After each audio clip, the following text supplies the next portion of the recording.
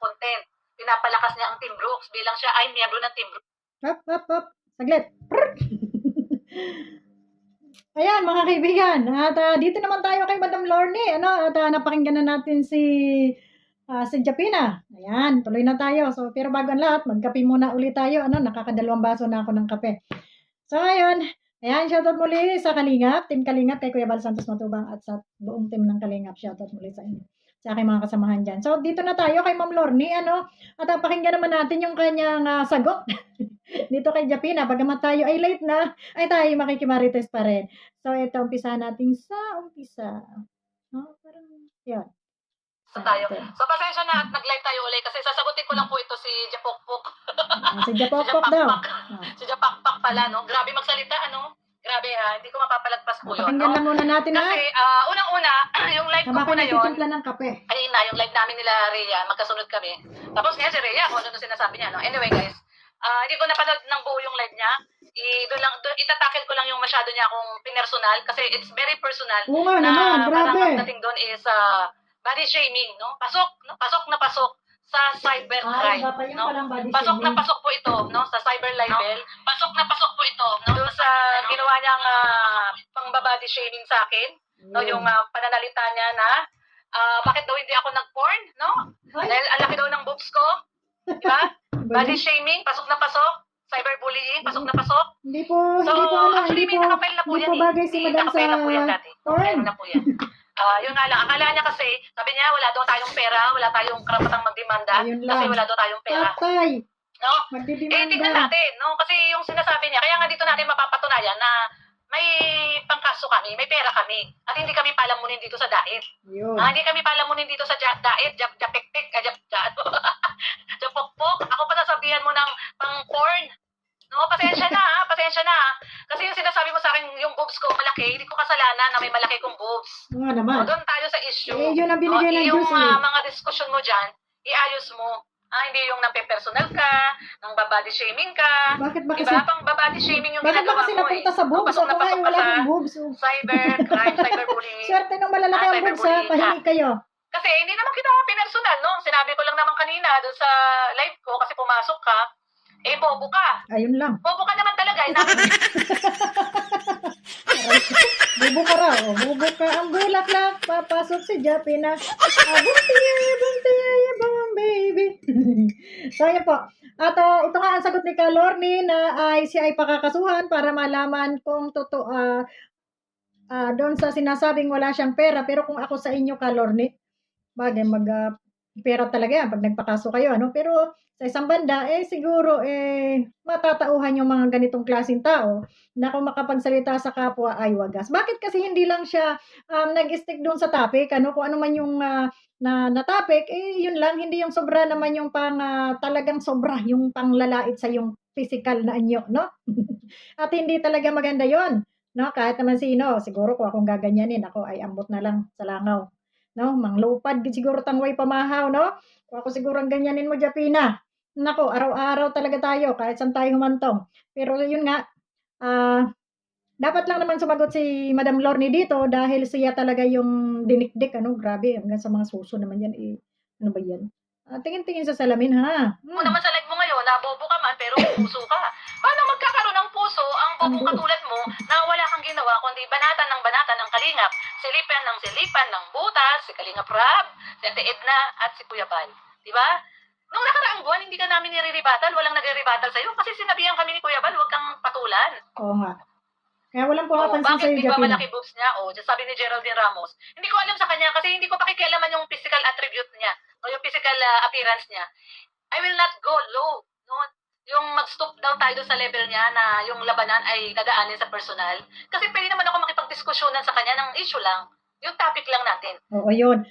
Dito nga, dapat sa social media, ganyan sana. Kaso ang iba, pag napipikon at medyo na natatalo sa argumento, ay dinadaan sa pisikalan, sa barubalan, sa panlalait, Walang laitan. Kasi ang ending, sa katabila ng bibig mo, sa katalasan ng bunganga mo, na gusto mo lang makapanakit doon sa tao, kaya lahat ng kapangitan ay sinabi mo na doon sa tao, ang ending nito, madidimanda ka. Pag nadimanda ka, magkakakaso ka. Tapos, Tapos, siyempre, gagastos ka rin yan eh. Yung pamapamasahe mo na lang yan, papunta sa kung saan kayo maghihiring, ano? Uuwi ka ng ano, Japan, buwan-buwan, kayo may hearing kayo, ganun. So, hindi maganda. Para sa akin ay lumabis ka, Japina, sa iyong pinagsasabi. At talagang karapatan naman ni Lorne kung ikaw ay idemanda dahil binaboy mo siya. No? Nothing personal, di ba? Sabi nga nila, nothing personal, trabaho lang, trabaho, gusto mo ribatal tayo. Oh, yun, pala naman eh. No? Oh, ganda Pero ng don't habol. go low doon sa pag-mention mo ng boobs. No, sabi mo pa, dapat daw nasa porn tayo, no? Kasi laki daw ng boobs ko. Yung boobs ko, sabi mo, malaki, no? Pero, gigil na gigil ka kasi nga, nasaktan ka ba? Nasaktan ka sa mga sinabi ko kanina sa'yo? Gigil na gigil siya kasi wala siyang malaki. Parang ganon. No? Alam nyo, kung anong meron sa kapwa natin, maging masaya na lang tayo kung malaki man yung kanya at maliit yun sa'yo, pasalamat ka. Kasi hindi ka binigyan ng malaking sobra, no? Binigay sa'yo, tama lang. Kaya hindi dapat ka manlait kung ano yung nakikita mong kapintasan sa kapwa mo. Kasi, sabihin man natin, si Lorne, malaki ang dede, ikaw, sexy ka nga, maganda, pero may kapintasan ka rin. Alam mo kung anong kapintasan mo? Dito, sa utak. Kasi kung wala ka rin kapintasan sa utak, ay hindi ka ganyan manalita sa kapwa mo. At saka, magkakaroon ka talaga ng kahiyan na hindi yung banat ka ng banat. Para kang asong yung aso bang hindi napakain ng isang linggo, no? Na tahol ng tahol kahit saan makaharap na manghag, mamaak. Yun yung, Ginoo ko, yun yung So, wala kang kapintasan sa katawan mo, makinis ka, maganda ka, o sige na, ikaw na. Pero may kapintasan ka pa rin. Wala nga sa mo, pero nandyan sa kalooban mo. Sabi ni Ma'am Geraldine Ramos, wala nang masabi yan, kaya yan lang alam niya. Oo, totoo naman yun eh, no? Di naman niya Kita mo, ma-articulate yung mga issue niya na ang sinasabi. napansin ko dito kay Madam Lorne, kita mo, puro gold. Ako nga kahit isa wala. Kahit isang gold wala. Ito lang. Kahit isang gold wala. No? Tapos sasabihin mo, patay gutom. Anak na pusa, magsanla lang ito ng isang suot niya dyan. Makakabili na siya dyan ng isang sakong bigas at isang buwang ulam. Ano? Grabe, manlait. Huwag ganun. Yung mga topic niya, mga argumento niya eh.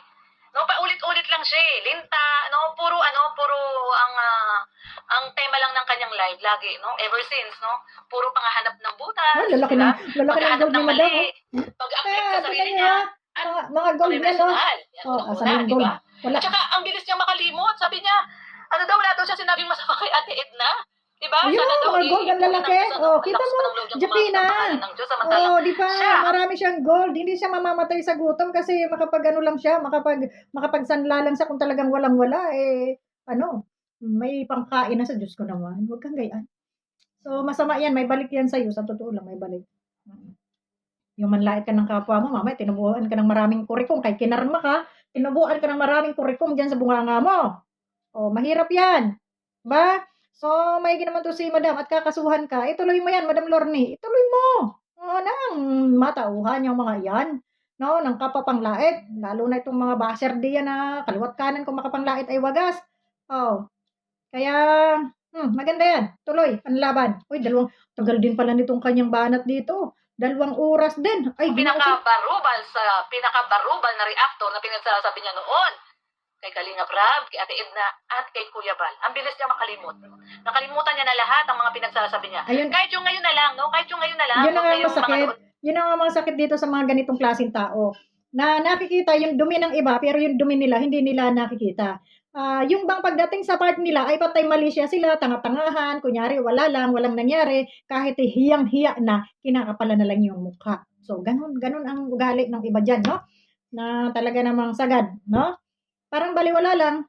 Kahit sampal-sampalin na ng katotohanan, kahihiyan, wala. Basta nakikita nila yung pagkakamali lamang ng iba. Pero yung pagkakamali nila, baliwala yun. Wala silang ginawang mali. Di ba? Talong pa. Wag na natin ungkatin yun nung lamay nung nanay ni Ate Edna, binabarubal niya si Ate Edna. Nung lamay nung nanay ni Ate Edna, binabarubal niya si Ate Edna sa live niya. Kung ano pinagsasabi niya. Wag na natin ungkatin yun kasi matagal na nga naman daw yun. Wag na daw ungkatin yung mga matatagal na. Okay?